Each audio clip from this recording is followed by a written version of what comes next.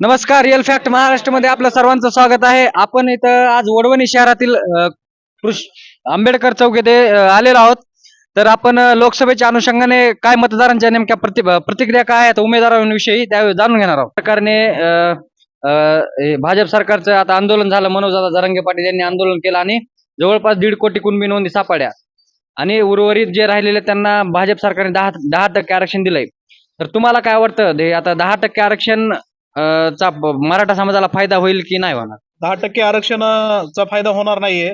आमचे मनोजदादा जरांगे असतील, आमचे मराठा समाजाचे नेते, मराठा समाज म्हणण्यापेक्षा बहुजन समाजाचे नेते, त्यांची मागणी किंवा जे कुणबी नोंद निघले आहेत त्यांना सगळे सोयऱ्याची अंमलबजावणी करून पूर्ण मराठा समाज ओबीसी मध्ये आला पाहिजे यासाठी ते आंदोलन करतात. तर याचा फायदा आता विषय काय पक्ष म्हणून नाही किंवा जात म्हणून नाहीये, पण कुठेतरी एक जातीवाद झालेला आहे, त्याच्यामुळे एक कुठेतरी बजरंग बाप्पाला त्याचा फायदा होईल. तर बरं, बजरंग बाप्पालाच का फायदा होईल? आता बजरंग बाप्पालाच का फायदा व्हायला पाहिजे असं तुम्हाला वाटतं? बजरंग बाप्पाचे ज्या पक्षाकडून उभा आहेत ते शरदचंद्रजी पवार साहेब, त्यांनी मराठा आरक्षणासाठी काही केलेलं नाही असं म्हणजे खूप जणांचं तसं मत आहे की त्यांनी मराठा आरक्षणासाठी काहीच केलं नाही. मग बजरंग बाप्पा सोडण्याच का मत? नाही, त्यांनी आरक्षणासाठी नाही केलं असं म्हणता येणार नाही, कारण त्यांनी 2016 पासून प्रत्येक आंदोलन असेल त्यावेळेस मराठा समाजाच्या युवकाला असेल केस झाल्या हे झाल्या, त्यांनी त्यावेळेस तिथं सहकार्य केलेलं आहे त्यांना. आणि त्यांना करायचं कारण एक आहे की एक मराठा समाजाचा उमेदवार आहे. आता पवार साहेबांनी काही केलेलं नाही हे बी मान्यच आहे, पण एक मराठा समाज उमेदवार आहे आणि पंकजाताई असतील, प्रीतमताई असतील किंवा धनंजय मुंडे असतील, या लोकांनी मराठा समाजाचा मतापुरता वापर केलेला आहे. ह्या लोकांनी कामं द्यायचे असतील काय असेल ह्या लोकांनी क्लिअर मराठा समाजाला डावललेलं आहे. त्याच्यामुळे कुठेतरी एक मराठा समाज उमेदवार म्हणून त्याला सहकार्य करणार करेल मराठा समाज. तर मग आता बजरंग तुम्ही म्हणता की शरद पवार साहेबांनी सुद्धा मराठा आरक्षणाचं एवढं काय नाही केलं. मग दुसरीकडे वंचित बहुजन आघाडीकडून अशोक हिंगे सुद्धा उभा आहेत, ते सुद्धा मराठा समाजाचे आहेत. तर मग तुम्ही बजरंग सोडूनेच का निवडे बरं? अशोक हिंगे का नको? आता राजकारणामध्ये कसं असतंय, माणूस 1 नंबर 2 नंबरचा विचार करतोय. मग तर आपलं वाया जाण्यापेक्षा पडणार उमेदवाराला करण्यापेक्षा जी तुम्हाला कसं काय वाटतं की अशोक हिंगे जी पडतीना जर समाजाने जर पूर्णपणे त्यांना जर हे केलं तर तुम्हाला कसं काय वाटतं की ते 2 नंबर 3 नंबरचे उमेदवार असतील, ते सुद्धा निवडून येऊ शकतात ना? जर सर्व समाजाने आणि प्रकाशजी आंबेडकरांची ताकद खूप आहे आणि त्यांचे सुद्धा खूप मतदान आहे या बीड जिल्ह्यामध्ये, त्यांना मानणारा सुद्धा वर्ग आहे. मग ते प्लस जर अशोकजी हिंगे यांच्या समाजाचं जर मतदान झालं तर तेही निवडून येऊ शकतात. मग तुम्ही बजरंग सोडणेच का निवडे?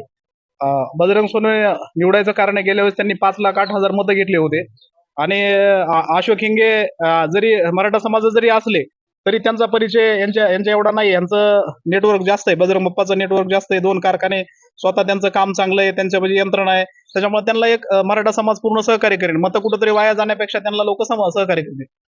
तर काय वाटतं तुम्हाला आता लोकसभेच्या निवडणुका चालू होता, कोणाचं काम चांगलं आहे? कोण निवडून यावं असं? आमची इच्छा आहे वंचित बहुजन आघाडीचे अशोक हिंगे निवडून यावा. आम्ही स्वतः त्यांचं काम करीत आहोत.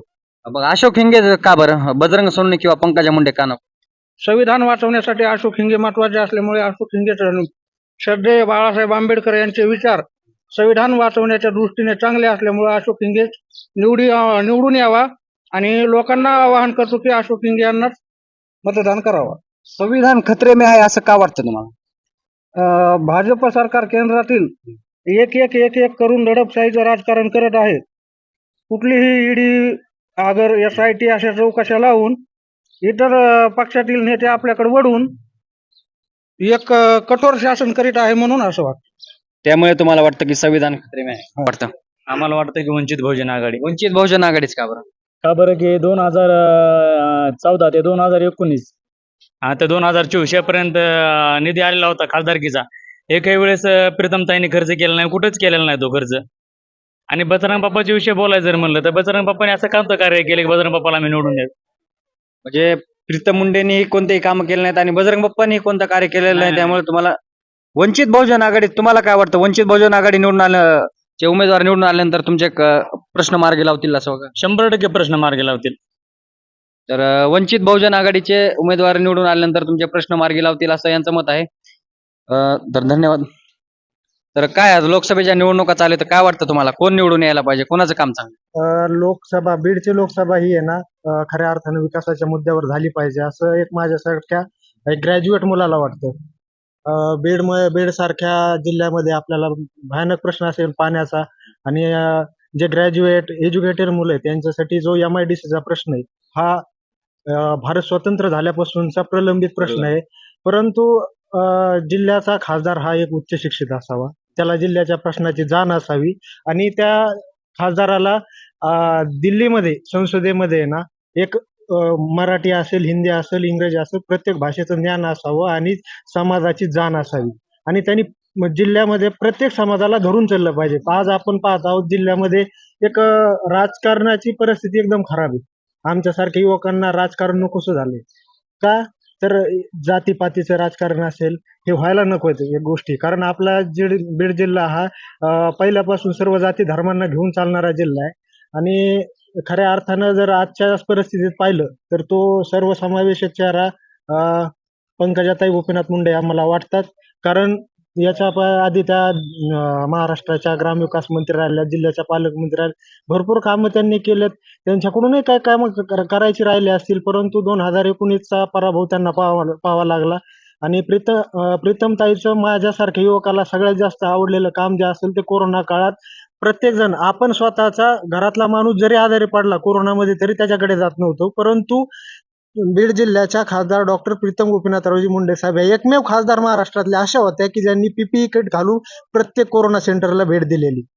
प्रीतम मुंडेंनी 10 वर्षाच्या कालखंडामध्ये निधीच वापरला नाही, त्यांचा जो खासदार फंडातून आलेला निधी, असं यांचं मत. आता यांचं मत त्याबद्दल काय वाटतं? आपण याची माहिती माननीय जिल्हाधिकार्यालयातून घ्यावी असं माझं मत आहे. कारण प्रीतमताईंनी हा निधी पूर्णतः खर्च केलेला आहे आणि काही कामं पेंडिंग राहिले होते, त्याला शासनाची मान्यता बाकी होती, ती पण नंतर भेटलेली. परंतु आता ह्या विरोधकांच्या वावड्या असतील काय असतील याबद्दल मला काही जास्त बोलायचं नाही. परंतु प्रीतमताईंचं काम कोरोना काळामध्ये आपल्या जिल्ह्यात बीड जिल्हा रुग्णालयात फक्त 2 व्हेंटिलेटर होते कोरोनाच्या आधीमध्ये, परंतु प्रीतमताईंनी पीएम केअरच्या माध्यमातून 79 व्हेंटिलेटर बीड जिल्ह्यासाठी मंजूर करून आणले होते. तर कोरोना काळामध्ये ही प्रीतम मुंडेंनी काम केलेलं आहे आणि आत्ताच तिथं वंचित बहुजन आघाडीचे जे समर्थक होते त्यांनी असं म्हटलं होतं की प्रीतम मुंडेंनी 10 वर्षाच्या कालखंडामध्ये निधीच खर्च नव्हता केला. तर त्यांचं असं मत आहे की तुम्ही जिल्हाधिकारी कार्यालयामध्ये जाऊन तो तपासावा की त्यांनी निधी खर्च केला, असं यांचं मत आहे. तर तुम्ही आणखी म्हटलात की निवडणूक ही जातीवादाच्या मुद्द्यावर नाही व्हायला पाहिजे, विकासाच्या मुद्द्यावर व्हायला पाहिजे. तर तुम्हाला काय वाटतं, नेमकं जातीवाद कोण करते? जातीवादी करणारी हे मी असं म्हणत नाही की एका समाजाची, याच्यामध्ये जे आहे ना जातीवादीचं सगळ्यात मोठं विष हे सोशल मीडियाच्या माध्यमातून पेरलं गेलेलं आहे जिल्ह्यामध्ये. आणि ही जी मंडळी यांना काय बोलावं यांच्यासाठी शब्द नाहीत माझ्याकडे, परंतु यांच्या ह्या जातीवादाचा, या सोशल मीडियाचा परिणाम आपल्या बीड जिल्ह्याला पुढील 25 वर्ष भोगावं लागेल. कारण हे एकदा विष प्रत्येकाच्या मनामध्ये पेरलं गेलं तर हे विष बाहेर काढणं खूप अडचणीचं ठरेल जिल्ह्यासाठी.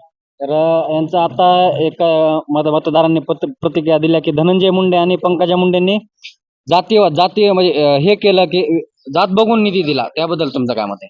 ते म्हणले की आम्हाला विकास पण त्यांनी केला, तर निधी सुद्धा असं वैयक्तिक ठराविकच जणांना दिला. नाही ना, असं काही नाही. ज्यांनी कुणी त्यांच्याकडे निधीची मागणी केलेली आजपर्यंत, कुठल्याही गावचं सरपंच असू दे. आता मी माझ्या जवळचं एक उदाहरण देतो. माझ्या शेजारचं गाव हे खालापुरी गाव. खालापुरी गावामध्ये एक 90% मराठा समाज राहतो. त्या मराठा समाजाच्या सरपंचाला पंकजाताई मुंडे यांच्या काळामध्ये 80 लाखाचा निधी तिथं दिला गेलेला होता. मग याच्यामध्ये कुठून जात आली? निधीमध्ये त्यांना लोकनेते गोपीनाथरावजी मुंडे साहेबांचा वारसा आहे आणि मुंडे साहेबांनी तुम्ही पाहिलं असेल जिल्ह्यातल्या प्रत्येक समाजाला घटकाला न्याय देण्याचं काम केलेलं आहे. त्यामुळं जातीवादाचा विषय नाही आणि प्रत्येक समाज घटक आजच्या घडीला तरी माननीय पंकजाताई गोपीनाथ मुंडे यांच्या पाठीमागे उभा राहिलेला दिसतोय आणि त्यांचा नक्कीच विजय, ही सुज्ञ जनता आहे, बीड जिल्ह्याची जनता ही सुज्ञ आहे, ही नक्कीच पंकजाताईंना विजयी करेल.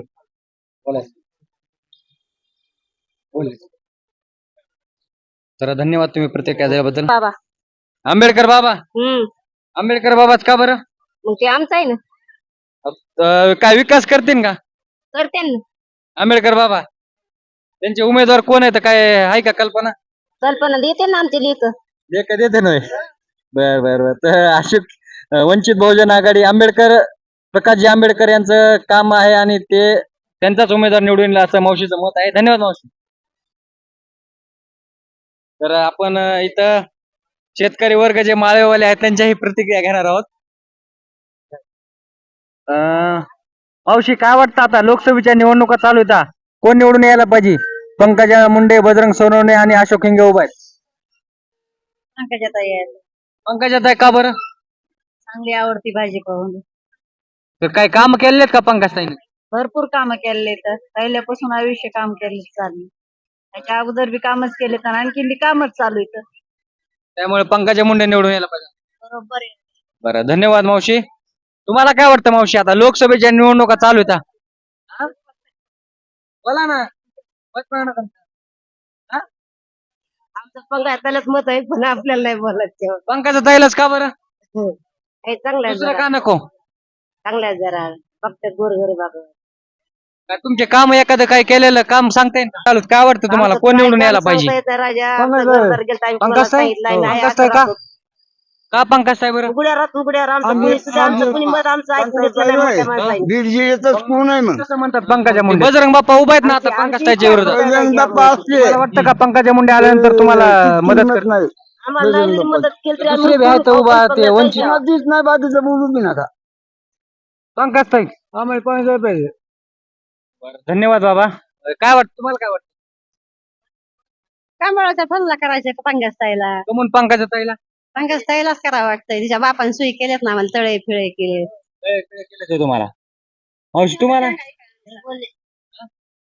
तळ्याच्या पाण्यावर शेंगाई काय आणलं शेंगा घरचे आहेत का तुमचे? हो आता सध्या पाणी आहे तुम्हाला? तळ्याच्या कुठलं गाव तुमचं? पाणी आता सध्या कुठलं गाव तुमचं? रई पिपळ धन्यवाद. तुम्हाला काय वाटतं मावशी?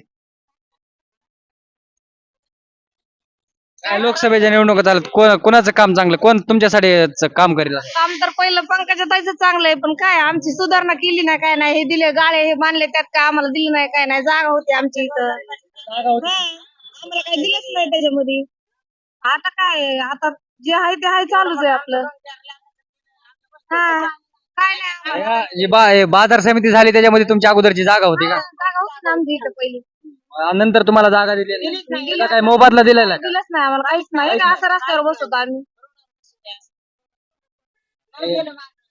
इथंच होतं का? घर होतं ना घर गेलं सगळं गेलं आम्हाला काय त्याचा 1 रुपया दिला नाही काय नाही असं तुमच्या नावावरती तर असेल ना ते? हा नावावर सगळं होतं आमच्या पहिलं जुन्या होत्या ना जागा मग आम्ही काय असं काही हे केलेलं नव्हतं ते पण भेटलंच ना आम्हाला काय त्याच्यामध्ये